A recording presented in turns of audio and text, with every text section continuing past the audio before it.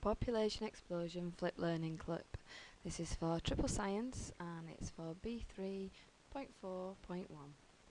Okay, so what we have to learn within this bit is we have to be able to learn how to explain how human population growth has occurred, especially at the rate that it has. We need to be able to explain why raw materials are rapidly being used up and why more waste material is being produced. Describe some of the effects of population growth on land and resources, and probably the key part, remembering that roughly 40% of your exam is going to be about data analysis. You need to be able to analyse and interpret scientific data concerning human population growth and environmental issues. And the best way to do that last part is actually to do practice questions, which if you come and see me, I will let you have some. That's for the pupils in my class though. Alright, so we're going to start by looking at how many people there are. So in the UK in 1999, roughly around the time you were born, there were 58.68 million people. Okay, so we've worked that out. Now, we're in the year 2015. We don't have the figures yet for 2015 because we're only in March. If we look back at 2014, the number of pupils, the number of people in the UK in 2015 was 64.1 million. Now that's, I'm sure you'll agree, a fairly massive increase over just a very short amount of time, really. Okay, so that's for the UK. Now I want to have a look in terms of the world. Alright, so the Earth in general in 1999 had 6 billion people living on it. So that's all the countries, everywhere. It's an estimate. We can't actually go out and count how many people there are. It's not possible. But an estimate based on different studies that have been done tell us that there's a roughly 6 billion. In 2014, we hit the 7 billion people mark. Alright, so just to put it a little bit into perspective, if we consider how many babies are born a minute, it's roughly 240 babies per minute. So if you stop this clip now and see how many minutes I've been rambling on for, and work out how many babies have been born so far just during this clip, and if you do that again at the end, it is actually quite a staggering amount. Alright, so balancing the population. So the human population we've already worked out is growing really quite exponentially. It's massive is the growth. Alright, so what happens with an animal? So if we let an animal do it, like rabbits, we won't go into that, but if we carried on like rabbits, what would eventually happen with rabbits is that nature would usually restore the balance. It would balance the population, and it can be done in lots of different ways. So predators could take them out. Okay, there could be a lack of food because there's not enough grass, carrots, whatever rabbits eat. Okay, disease could take them out. A build-up of waste products. There's lots of different things that could knock out the rabbits, but nothing stops us, she says.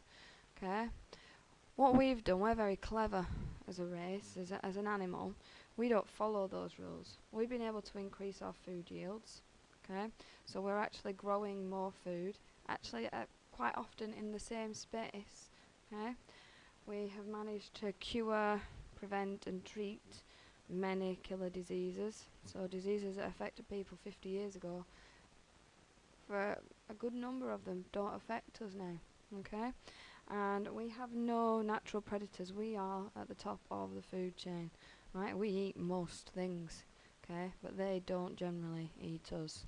Alright, so there are lots of us, 7 billion of us on this earth, okay, and we have a pretty high standard of living for the majority of us.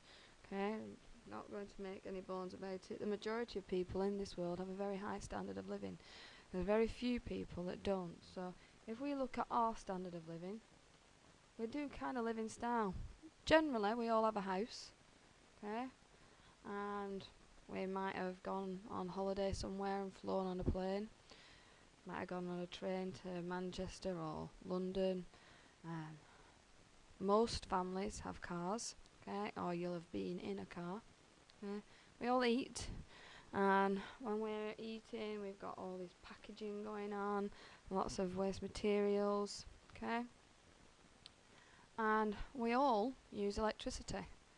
Everybody right now is using electricity to watch this flip clip. And we don't just use it for that. For the girls and even the boys now. Okay, when you've got up this morning, you'll have got up, and a number of you will have had a shower, uses electricity, or you'll have heated, you'll have used warm water. You might have had toast. You'll have got your milk out of the fridge if you're having cereal. Maybe pop the kettle on, dried your hair using the hairdryer, straighteners. You might have watched a bit of TV, listened to some music. Okay, and that's just before you've even got out of the house this morning. Right? So we use electricity a lot. And in schools, you've got your lights on. We've got the C touch screens, the computers. There's a wide range of things that we use electricity for. And to get that electricity, we need to use coal, oil, and gas. And that's a finite resource. It's not going to last forever. All right. So we need to look at the impact that that has. Okay. So the effect on resources of having these 7 billion people living in the world. Right. So we've got 7 billion people to feed, 7 billion people to house, to transport around, and to do all of these other things. Right. So one of the main things that happens is deforestation, and we'll go into more detail on deforestation in another clip, but the main reason that we do it is we need land to live on, to build our houses, our shops, our transport networks, so our roads, our railway lines, and to acquire that land, we say that that's ours. We say it belongs to us. Okay, it's our land. I'm not entirely sure about that. Is it our land? Does it belong to that owl? Does it belong to Fred the owl there? Okay, we've just taken his habitat. His habitat's been destroyed. His home was in one of those trees. Where's he going to go now? Where's he going to go now? Okay, we quarry. Quarrying, we do lots of different activities when we're quarrying. It could be that we're quarrying for metal ore, limestone. There's a wide range of things, but you can see quite clearly on there that we've destroyed habitat again. So we've destroyed habitat for land up here, and that's what we've been talking about, just for the land for building on. Here we've destroyed vast swathes of land and habitat so that we can quarry, so that we can get resources to make our lives better, to make our houses a bit nicer, maybe a bit of limestone in our garden, a bit of a limestone path, looks pretty. Okay, but as you can see all around there, that was habitat. Animals and plants lived there, and we've removed that for our own gain. Okay, there's lots of other things that we do, such as we mine for coal, oil and gas. Again, we'll look at that in more detail. So all of the things that we do produce waste products. Having more humans means more waste products. Okay, so there's loads of sewerage. When you flush that toilet, it goes somewhere. Might seem a little bit like magic and like it's totally disappeared and you'll never see it again, blah de blah. Okay, but it's not. It's gone into the sewerage works, and we have to work hard to minimise the risk of that, because actually within that sewerage are lots of microorganisms that are pathogens, so go on to cause disease. Look back at B1 triplets, make sure you understand everything going on in Unit 1 to do with pathogens, antigens, antibodies, etc, etc. Okay, but within that sewerage are all these pathogens, all these things that could leach out and get into the land around us and cause really quite big problems, and especially if it gets out into things like our water. Okay, so we've got huge problems linked into that, or huge potential problems. Alright, it doesn't mean that they are going to cause us problems. It's only if we don't handle them properly. Alright, so we try to handle them properly. We have sewerage works where we take the water and we clean it and we safely dispose of the waste. Alright, we've also got waste from things like packaging. Okay. I know that every 2 weeks when my bin is taken away, that my bin is full, and next to my bin I have 3 recycling boxes, and recycling comes every single week, okay, without fail. So plastic bottles, cans, We recycle food waste, so that goes off to be composted. There's a huge amount of waste. Now, I know that we're really good at recycling, but that doesn't mean that every family's good. And if you go to a place like the Tip, or you go to a landfill site, you'll see the amount of waste that isn't properly managed and isn't properly recycled. And we basically dig a massive hole. We take land again, okay, so we're taking more habitat, basically dig a massive hole and chuck our waste in it, and we leave it there, and some of it will decompose, and leave behind gases like methane and all sorts of other things. Some of it will leach into the ground around it and cause problems, and some of it actually won't decompose. Some of it takes a really long time to decompose as well. So we do have really big issues around our waste. So we've got bodily waste in the sewage, we've got rubbish from packaging, and not just packaging from food, but packaging from things like, if you buy a computer, think about the boxes that comes in. Oh my gosh, the Lego models that my children have, the number of boxes I've got is ridiculous. Okay? And also you've got waste from uneaten food. Now I'm really lucky. I live in an area where we literally say put everything, goes into a bin, into like a sealed bin, and they take away our food waste and they compost it. And they turn it into compost that then goes on and be used elsewhere. We are one of the only places in the UK that do that. Okay, we do that as a whole in Calderdale, and it gets collected and taken away. For most people, you just stick your waste food into a bin. Some of you will compost it, some of you will have composting heaps, but the majority of it just gets chucked into a bag, and that can actually cause problems as well. Alright, so we've also got things like industrial waste. So industrial waste can be the gases that are produced, that go on to produce acid rain, global warming, all the things that we're going to look at in much more detail.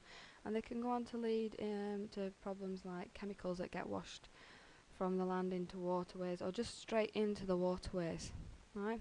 So as a human population, we're not really doing fantastically well. We don't, in terms of the topic that we're studying now, we're not appearing to do the planet a great deal of good. Okay? So here's the bit where we have to start being able to analyse. So these are some questions, some actual AQA questions, and this one's a dead simple one. So it says the herring population in the North Sea has changed a lot in recent years. The graph shows the estimated biomass of herring in the North Sea between 1965 and 2010. So suggest why biomass can only be estimated. So this links back into topics that we've done before, where we've looked at sampling populations. And what if you went on, and I will give you this question for those of you that are in my class, if you look in more detail at this question, it then goes on to ask a little bit more about the effect human population has on it. Okay, but if we just go back to this one, why is the biomass only estimated? Why don't we know exactly what the biomass of the herrings in the North Sea are?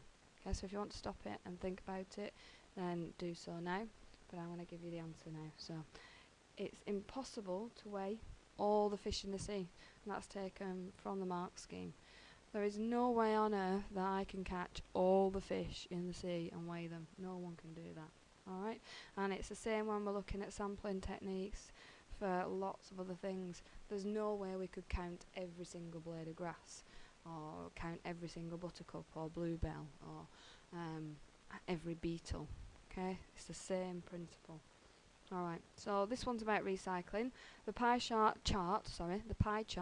shows the different types of waste from an average household in England. I'll let you do the looking at the pie chart.